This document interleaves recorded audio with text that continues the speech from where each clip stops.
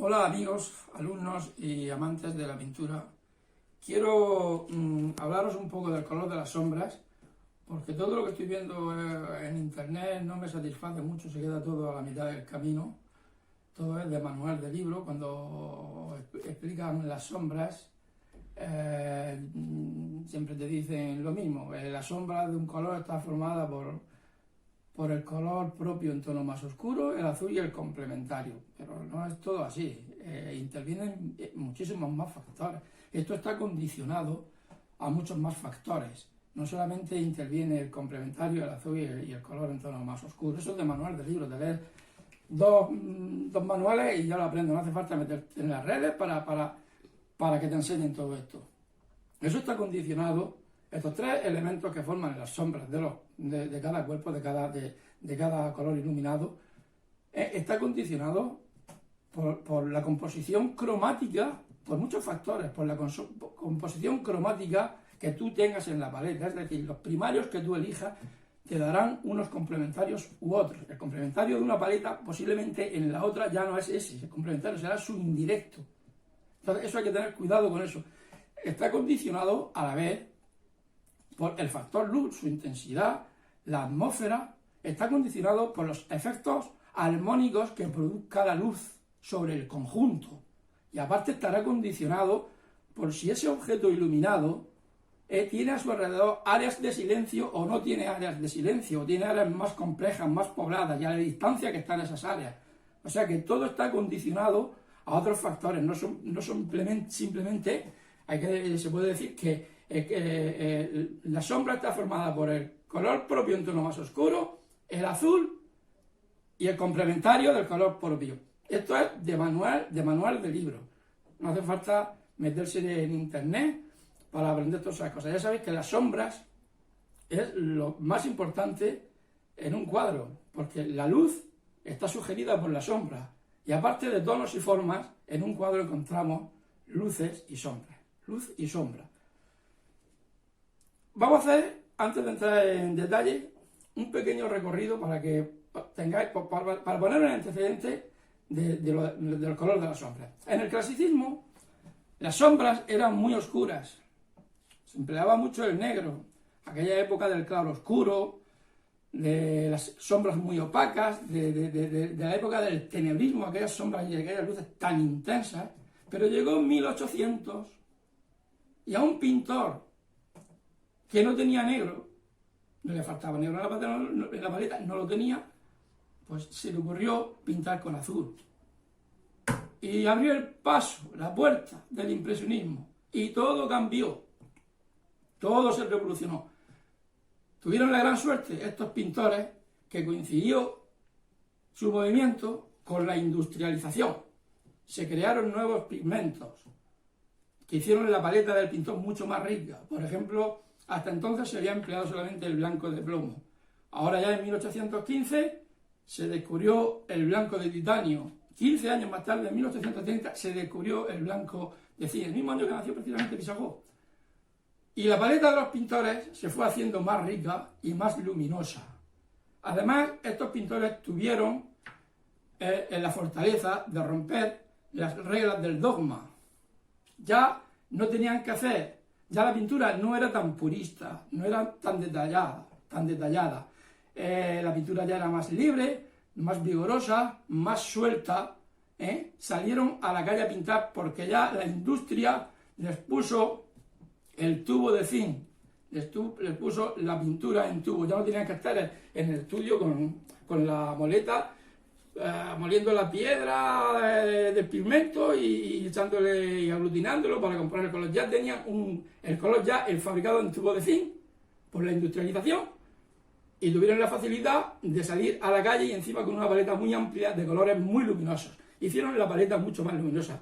Y estos pintores del impresionismo pintaban lo que veían o lo que pensaban que creían ver, y vieron que las sombras eran muy luminosas y que dentro de las sombras había muchas luces.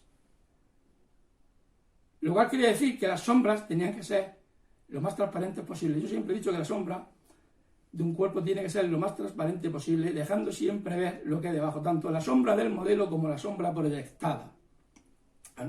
Al mismo tiempo, a la misma vez, los teóricos de la pintura, Copérnico, Kepler, Newton, Fraunhofer, iban desarrollando su teoría de la luz, todo aquello de pasar la luz blanca por un prisma y descomponerla en sus colores, que son precisamente el arco iris, volver a pasarla un hazma por un agujerito y poner otro prisma para ver si era la luz la que se descomponía, ahora el prisma el que provocaba aquello. Todo eso fue evolucionando hasta llegar a Fraunhofer, que es menos conocido que los demás. Tuvo la suerte de hacer un gran descubrimiento, lo que luego se llamaron las líneas de Fraunhofer, y vio que entre cada color había una línea que es muy parecido a las líneas de franja en pintura, pero que no es lo mismo, una línea a la que se le podía obtener una cantidad grandísima de energía, de donde se podía desprender una grandísima cantidad de energía. Esto ha sido aprovechado por la ciencia, por la tecnología y la investigación. Ya sabéis que el espectro cromático en el que se dividía la luz blanca, se descomponía, es el espectro cromático que viene a ser el arco iris. El arco iris simplemente es millones de gotitas de agua en suspensión que actúan como prismas cuando le da la luz y descomponen la luz en lo que es el arco iris, que es precisamente el espectro cromático, el círculo que llamamos círculo cromático. Hoy estamos en la era digital y hoy ya se imprime por calor y por plotes de chorros de tinta. Hoy las maquinitas te lo hacen todo. No tiene nada que coger una fotografía, meterla en un plote, escanearla, no hace falta un programa de Photoshop ni nada de eso, simplemente con que le metas la fotografía y la escanees, te la vas trayendo hacia ti, y cuando empieza a pixelarse, la sombra se va a descomponer en los colores que está formada, y si es una luz fría, se va a descomponer en los colores cálidos que la forman, porque a luces frías ya sabemos todos que sombras cálidas y a luces cálidas sombras frías, y así cuando la traigas verás que o aparecen colores azules y verdes con alguna anotación opuesta de rojo o naranja, o verás naranja y rojo y amarillo con alguna anotación de colores fríos.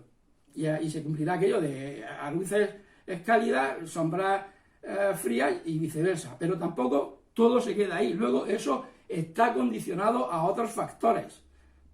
Porque si tú pones una modelo, por ejemplo, a las 9 de la mañana con una luz fría en un balcón, le está dando, la luz será fría y las sombras serán cálidas, pero esas sombras estarán condicionadas por lo que tenga a su alrededor, por la intensidad de la luz, por 40 factores, por la armonía de colores.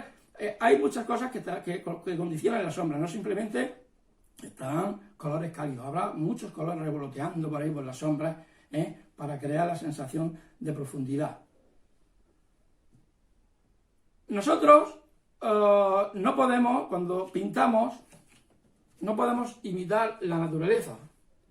La luz de la naturaleza, los colores vivos de la naturaleza son imposibles de imitar, de capturar. Porque el blanco más blanco que tengamos en la paleta, un blanco de zinc, un blanco de aceite de cártamo, nunca es tan puro, tan brillante, tan radiante como el blanco de la naturaleza. Y lo mismo pasa con el negro. Así que no podemos imitar los colores de la naturaleza. No podemos imitar los colores vivos de la naturaleza con una paleta de colores muertos de pigmento. No podemos imitar, tenemos que pintar interpretando. Y pintamos interpretando y simplificando. Siempre pintamos reduciendo el detalle al mínimo. No todo lo que ve el ojo tiene que pintarse. La pintura no es una fotografía. La pintura es pintura, y es una síntesis de detalles, no como la fotografía, que es un compendio de detalles, es una síntesis y se pinta simplificando, reduciendo el detalle al mínimo. La pintura depende de las proporciones, tenemos que reducir el detalle al mínimo y no pintar todo lo que veamos. Es decir, que no significa esto que tengamos que escamotear cosas, no. Tenemos que sacrificar todo aquello que contribuya al daño del efecto. Todo eso hay que sacrificarlo, tanto en color, como en formas, como en tono. Entonces, tenemos que pintar, como digo, reduciendo el detalle al mínimo. Y no tenemos que pintar todo lo que se vea. Y no podemos imitar la naturaleza. Pero sí, el pintor tiene una facultad y es la de alterar o modificar las cosas de la naturaleza. Pues para eso es pintor y tiene una paleta de colores que puede enriquecer mucho más su cuadro que una fotografía que no te da muchas cosas, que sí las puedes poner tú, que sabes que están ahí. Tú puedes pintar, por ejemplo, un plátano de color azul, ¿por qué no? Siempre y cuando la sombra lleve el justo colorido, podrás pintar el plátano de color azul. Ahora, todo estará en orden a ese azul, porque las cosas son bonitas, las cosas son bellas, siempre y cuando sean consecuentes con las leyes de la naturaleza. Y tiene que seguir todo un orden. Las cosas, como luego se dice, son del color del cristal con que se mira. Y es verdad, así es. Según tenga el color, el cristal, así serán las cosas. Nosotros tenemos en la paleta 3 primarios, siempre. Los 3 primarios de donde sale todo, en una paleta. Y podemos hacer con los 3 primarios 4 clases de paletas, 4 clases diferentes. O bien 3 primarios fríos, con tendencia fría, o bien 3 primarios con tendencia cálida, o 1 con tendencia cálida y 2 fríos, o 1 frío y 2 cálidos. Y según la paleta que tengas, la composición cromática y toda la gama de tonos que te va a salir será distinta a la otra. Lo cual quiere decir que todo va a cambiar. El complementario, los azules, todo va a cambiar por muchos factores. No simplemente hay que ver las cosas con los 3 colores que forman la sombra. Hay otras cosas que hay que estar pendiente de ellas. Por ejemplo, si tú tienes una paleta, empezando, siempre hemos visto y hemos estudiado que las sombras se forman con el color en tono más propio, en tono más oscuro, más el azul, más el complementario del color propio. Y siempre hemos sabido, por ejemplo, empezando por la luz, por el amarillo, que es la luz, que el complementario del amarillo cadmio medio, o cadmio claro, o amarillo limón, ¿cuál es? Pues un azul intenso. Siempre está el número 7 en lo que es el espectro cromático. El número 7 contando a partir del color elegido. El amarillo limón, o el amarillo cadmio claro, su complementario, ¿cuál era? Pues un azul intenso. ¿Qué es azul intenso? Pues un azul violáceo, un azul con tendencia cálida. El azul ultramarino. El amarillo medio, su complementario, pues el azul cobalto.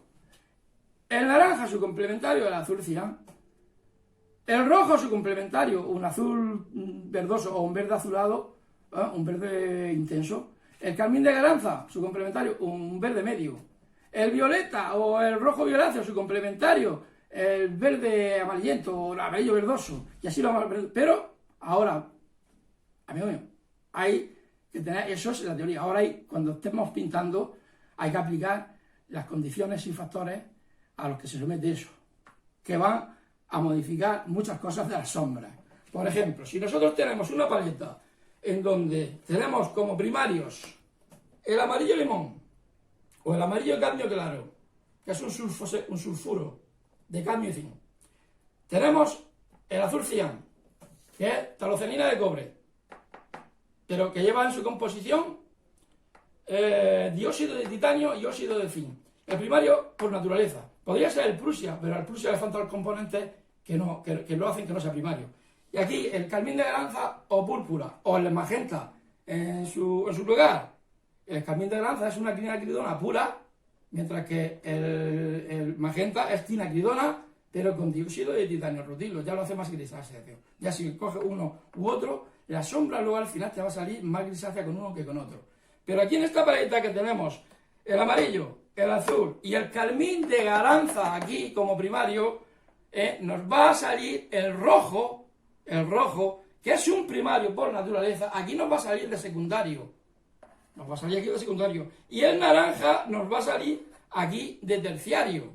Entonces cuando tengamos que hacer una manzana, un plátano, una naranja, lo que sea, una naranja por ejemplo, que ya que estamos hablando de naranja, estamos haciendo una naranja, cuando tengamos que hacer la sombra del naranja, tendremos que decir, ¿de qué está formada la sombra del naranja? Pues está formada del color propio. El color propio es aquel que no está alterado nunca por la luz. Las partes que no están alteradas por la luz, que aparecen en pocas partes en escasas partes de la composición. El color, el naranja en tono más oscuro. ¿Cuál es el naranja en tono más oscuro? Pues el naranja en tono más oscuro sería un vermellón, que es un rojo anaranjado. Un vermellón, más el azul. El azul, que es un componente habitual de todas las sombras. ¿Por qué? Porque cuando la intensidad de la luz disminuye, todos los cuerpos tienden a teñirse de azul. Por eso cualquier sombra, sea propia del cuerpo o sea proyectada, siempre tiene que llevar azul en su composición. ¿Pero qué azul? Que ahí está la pregunta. Cuando un alumno le pregunta a su profesor, profe, ¿qué le doy aquí? ¿Qué color le doy? Y le dice el profe, azul o verde, esa no es la respuesta.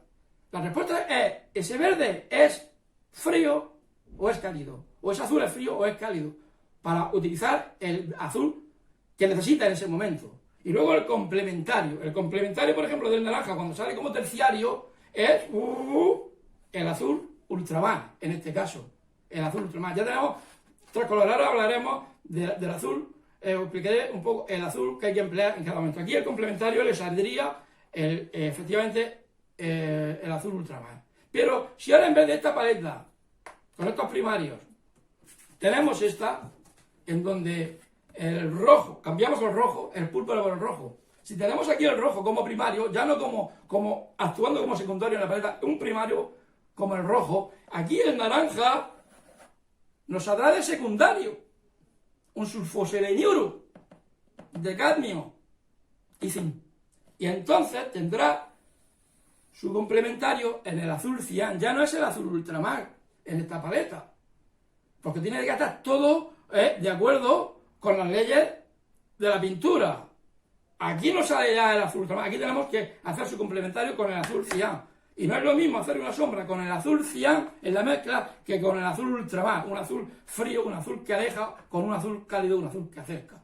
La composición del azul ultramar te va a salir mucho más oscura que la composición que hagas con el azul cian. Y luego hay que tener mucho cuidado con las proporciones, porque luego te intervienen dos azules en la misma mezcla de la sombra y dices, tanto azul. Bueno, pues como la pintura depende de las proporciones, ahí está el pintor para saber trabajar las proporciones, para hacerla más o menos fría o más o menos cálida.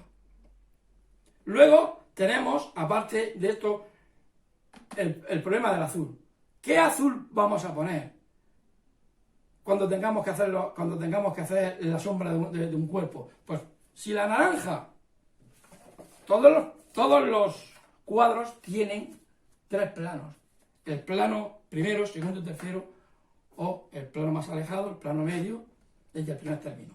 Si la dichosita naranja está en un tercer plano, habrá que hacerla menos contrastada, menos nítida, más fría, que si está en el segundo o en el primero. Entonces, ¿qué tenemos que seguir para hacer su sombra? Las mismas leyes lo mismo que hemos aplicado ahora, pero con el azul. ¿Qué azul hay que emplear aquí? Aquí hay que emplear un azul frío, porque está muy lejos. Está en un tercer plano, está naranja. No puede tener el mismo contraste ni la misma nitidez que la del segundo que la del primero. Entonces tenemos que elegir un azul, el azul habitual, el azul propio, que entra en toda la sombra, un azul frío. Tenemos el azul cian, el azul cerúleo, un azul manganeso, un azul hortensia, un azul turquesa. Hay muchos azules fríos. Un azul frío. Luego se está en el segundo término, la naranja, de la composición, si está en un segundo término, en un segundo plano, tenemos que utilizar un azul neutro, el azul cobalto. Y si está en un primer término, la naranja, aquí, tenemos que utilizar el azul ultramar, de azul, no de azul complementario, de azul integrante de cualquier sombra. Luego tenemos el problema de la sombra proyectada, la sombra que proyecta. La sombra que proyecta va a depender si es más alargada o menos alargada, donde situamos el punto de luz. Y yo siempre os digo que las sombras proyectadas deben ser lo más transparentes posible para que se vean lo que hay debajo y esto va a depender en gran parte de la base donde la proyectamos, donde se proyecta la sombra, porque va a recoger el complementario, entre otros, el complementario de la base. Y si la base es azul, la sombra será de una manera, pero si la base es roja, será otro colorido de sombra. Y así tendremos que utilizar la misma teoría que hemos preparado para el azul, estará compuesto de ese azul que hemos preparado primero, del color propio, luego del azul, siguiendo la teoría esta de los colores de la profundidad, y luego el complementario de la base donde se proyecta. Luego tenemos que tener en cuenta, ya sabéis que las sombras son más intensas en la base, y la intensidad va desapareciendo conforme se larga. Y se puede ver, si hace transparente, pues siempre he dicho que las sombras sean...